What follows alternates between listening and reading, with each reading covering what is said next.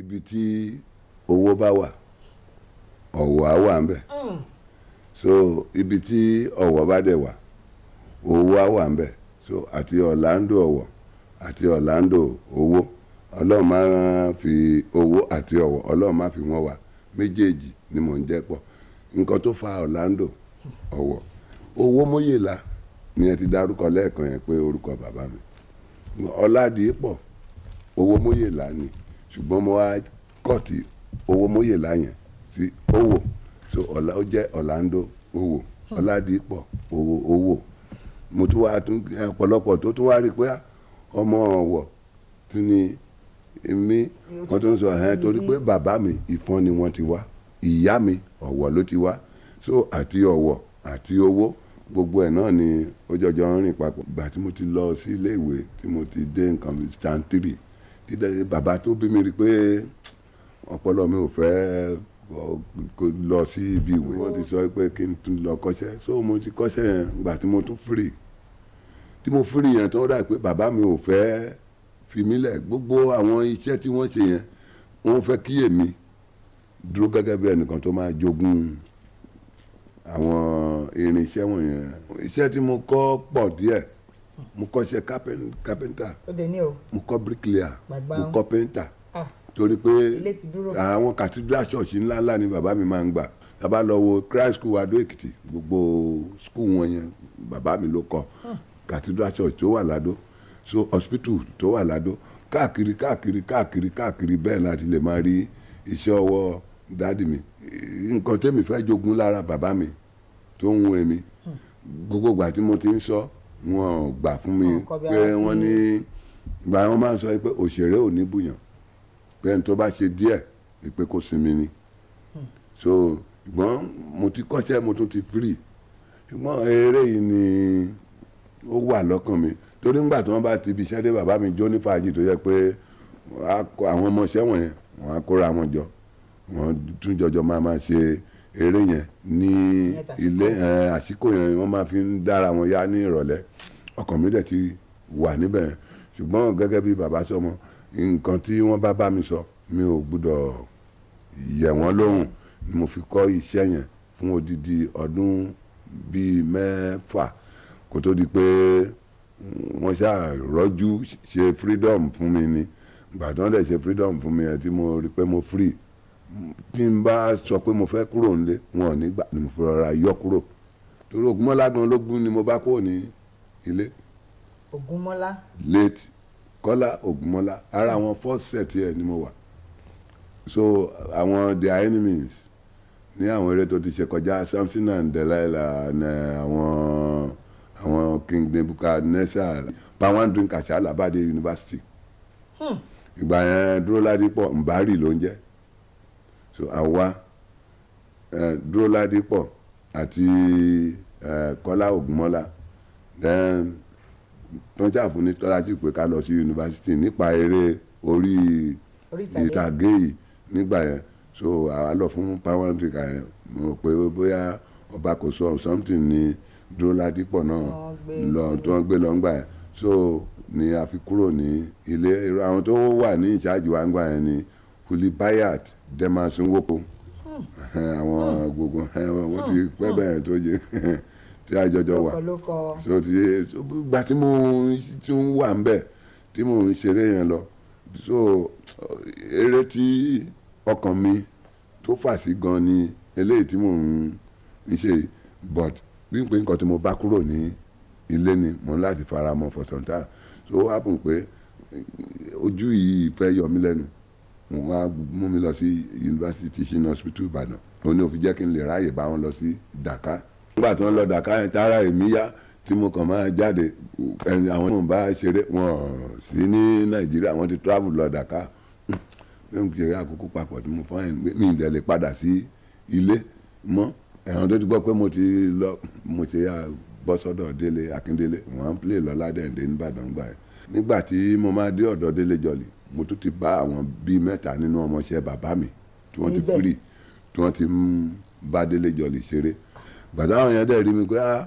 lágbájáre kí ni mo wá ṣe mo kẹjọ mo rò fún béèrè ìtọ́wò náà ni kí wọ́n fi mí ṣe tó fi di pé ọ̀ràn dì ní mo ń play conga èmi mo introduce tọ́ntọ́mọ àti gùnbẹ́ tó ń lù tọ́ntọ́mọ àti gùnbẹ́ a máa ń lù yẹn bíi jazz nígbà tí ó di jazz tọ́ntọ́mọ àti gùnbẹ́ mo introduce ẹ̀ mo ń lu conga mo ń lu bongo mo ń lu bass drum tó bá tún jẹ́ torin kíkọ náà the same thing. ní 1958 ni mo kúrò ní ọ̀dọ̀ Délé mo bẹ̀rẹ̀ báńdì mi ní early 1959 so in between 1959 yẹn láàrin nǹkan bí àti lo nǹkan báńdì yẹn ló bí oṣù mẹ́fà láti ṣe first record wa ní 1959. ṣáájú ìtàn olórogún méjì. ìyẹn táìtù ẹ̀ ní Olúwa ló rán mi èmi kọ́ mo ránra mi ọ̀dà ṣáìdì ẹ̀ ní bímọ kànbódà àgbà máa múre ilé ẹ̀kọ́ ó first record mi nìyẹn ní Decca ni mo ti ṣe ní 1959 ó dẹ̀ jáde ní 1960. báwo ni Orlando ṣe ro ọ̀rọ̀ kan ìtàn olórogún méjì láti fi sọ di orin? ẹ ṣe gan-an mo ní èmi tí mo wà ń bí àníyà tó pọ̀ ní mi àníyà tó pọ̀ ní mi ìyá mi gangan kọ́ ni ó tọ́ mi dàgbà ìyàwó bàbá mi ló tọ́ mi dàgbà ìyàwó bàbá mi wá jẹ́ ní tí ó láìkì mi ó fẹ́ràn mi gan gidigidi ó wá rí i pé nǹkan tí mo nífẹ̀ẹ́ sí ibì kan dẹ̀ wà tí wọ́n ti máa ń ta àṣàrò ní ìsàlẹ̀ àrò ní Òṣogbo ní ẹ̀yìn skul wa so ẹ̀bẹ̀ yẹn ló rí i pé mo máa ń láìkì jù torí pé a tún bí mi pé kí ni mo jẹ lẹ́ni tí n bá ní àṣàrò kí ni mo rí nídìí àṣàrò yìí mo á ní mo láìkì ẹ̀ ló wá pè mí ló wá sọ ìtàn yẹn fún mi so láì dẹ̀ mọ̀ pé Ọlọ́run dẹ̀ tún lo ìtàn yẹn fún mi bó ṣe sọ fún mi ní ìjọ yẹn ṣùgbọ́n tó di pé èmi náà di musician tí mo wò pé kí ni àwọn nǹkan tí ó tiẹ̀ yẹ kí n tún lè máa fi kún eré mi ó yẹ kí ìtàn kó lè máa wà ní inú ẹ̀ kí kàn ṣe kàn máa kọrin lọ gbùrùgbù tẹ bá dẹ̀ ṣàkíyèsí ẹ máa rí i pé orin mi ti ń bá ń kọ mẹ́sẹ̀gì ni ó máa ní nǹkan tí mo máa ń sọ lé kì í ṣe pé kí n kàn lánú kí n kọrin bí n bá kọrin ẹ̀fẹ̀ ó ní nǹkan tí mo ti torí ẹ̀ kọrin ẹ̀fẹ̀ yẹn. mo fẹ́ sọ̀tọ̀ kékeré kan ìtàn orogún méjì ni ọkọ tẹ̀yàlé lọ́rùn omi sí ìyàwó gidigidi ṣàbíyamọ ìyẹ̀wò sí ṣàbíyamọ. Ọmọ ìyàwó ilé ìwé. Ọmọ ìyàwó ilé ìwé. Òjò ti kí ní ìyálé. Ọlọ́mọ ìyàwó mọ̀wé ti tù lọ. Ó pèrò fún ọjọ́ jọ̀gbọ́n. Àbí tó ń bá pọ̀mọ́ ìyàwó. Ojú oúnjẹ aládùn rẹ̀ pẹ́ẹ́dẹ́dẹ́. Èyí tọmọdé lè jẹ. Àtàrí eléko rẹ́dẹ́rẹ́dẹ́. Gbogbo lọ́wọ́ ṣe tán òkùnkùn kálá. High Life Guitar Band ni ní Nàìjíríà ń bí ló ti dàbí pé kíní yẹn ò wọ́pọ̀ rárá ṣùgbọ́n àwọn tó bá lọ sí Congo tó bá lọ sí Zaire tó bá lọ sí irú ní Ghana wọ̀nyẹn High Life Guitar Band wà dáadáa tó jẹ́ pé guitar ni wọ́n máa ń lò tó jẹ́ pé kò sí hums níbẹ̀ kò dẹ̀ sí nǹkan kan tó fà á ni pé àwọn instrument tí wọ́n fi ń play High Life nígbà yẹn ó wọ́n gan gidigidi irú àwọn instruments àwọn nǹkan kan àwọn ni wọ́n ní àwọn ramblers but àwọn báǹdì míì wà tí wọ́n tún play High Life yẹn ẹ bá rí pé Ghana gan High Life ni ó dàbí ó jẹ́ traditional music wọn so àwọn kan wà tó jẹ́ pé wọ́n ní owó àti lè ra gbogbo àwọn trumpet àwọn nǹkan kan wọ̀nyẹn gbà yẹn so wọ́n fi guitar nìkan play high life so high life guitar band gbà tí à ń ṣe power and drink yẹn èkínní ná gẹ́gẹ́ bíi pé nígbà tí a bẹ̀rẹ̀ èmi wà ní ara wọn tó jẹ́ pé ó máa ń dress fún àwọn tí ó bá fẹ́ ṣeré ní orí stage then ayé ìgbà yẹn kì í kò dàbí ìsìn a máa ń lọ sínú igbó lọ gé igi igbó ni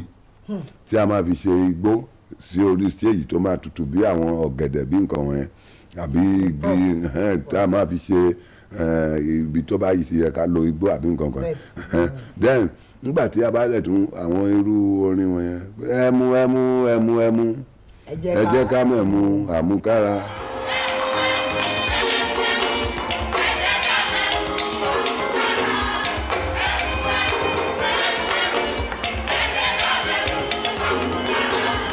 mo lẹ́rú mo ní ẹ̀fà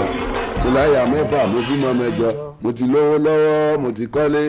àgbẹ̀ǹkà mẹ́fà nílé òní o. àátún àtẹ́nu gbogbo ẹ̀ lójú omi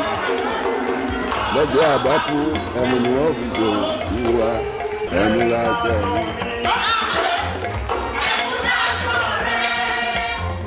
ẹmu lámọ mi ẹmu láyà mi o ẹmu ní ilé mi so irú gbogbo àwọn èèyàn ń gba composition wọ̀nyẹn ọ̀gá mi máa ń like mi torí láti Adó Èkìtì ní Ògbómọ̀ṣọ́ láti bẹ̀rẹ̀ sí tíṣì mi bọ̀ so mo fi sọ pé mo jẹ́ first set ẹ̀. kí Ọlọ́run kí ó fi orí di ogún ọ̀run àwọn lókọ Amos Tutuola ẹni tí ó kọ ìwé originally gan àwọn ti filẹ̀ ṣaṣọgbọ́dá lé ní kọ́lọ́n tẹ̀wọ̀n sáfẹ́fẹ́ rí Kọ́lá Ògúnmọ́lá bàbá Yomi bàbá Péjú kí Ọlọ́run kó tẹ̀wọ̀n sáfẹ́fẹ́ rí àwọn náà ti di èrò ọ̀hún báyìí. wọ́n ní bá a bá ti dóde olóde là kọ́ ké sí ìlọ ọba Ìkẹjà o mo máa ti ṣe bá a lọ́dọ̀ rẹ Adéyínká ọba Èkó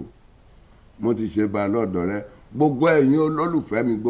gbogbo yín mo kí korogodo. àjọṣe wa ò ní bàjẹ́ o